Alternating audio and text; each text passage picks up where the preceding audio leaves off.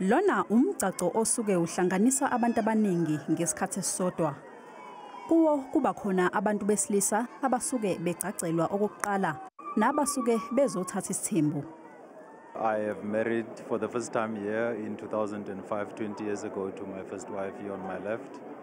I got married to my second wife in 2019, and then now I'm getting married to my third wife. Kwesinye isikhathi unkosikazi omdala nguyena ofunela umyeni wakhe unkosikazi wesibili. I'm happy, I'm excited about it. I trust my God. You know, like I said, challenges will always be there. There's good to it and there's challenge to it. Abantu besifazane bavumelekile ukuthi bazicelele umshado kowesilisa osuke eseshadile.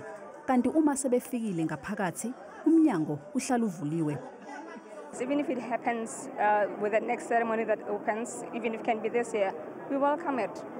Ibandla iIPHC lithi akekho umuntu osuke ephoqewe ukuthatha isithembu noma ukuganiswa. No one is forced into a polygamous marriage.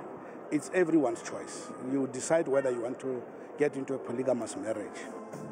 Le ndumezulu yomshado yenzeka kathathu onyakeni kuleli bandla. We have mass weddings at IPHC, as we are known, 3 times a year. Easter in September, which is our New Year, and December during Christmas.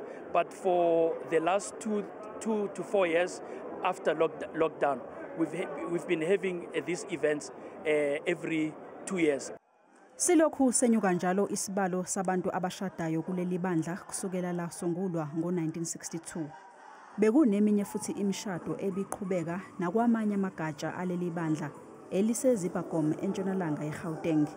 Leli bandla lahlukana kathathu kulandela ukushona kwendodana yomsunguli walo uComforter Clayton Modise ngo-2016. Ikomkhulu lalo eZibagom liholwa enye indodana uLinard, kuthi eliseKhanana eHildeberg liholwe uTshepo enye futhi indodana, kanti eliseJerusalema ePitoli liholwa uMichael Sandlana.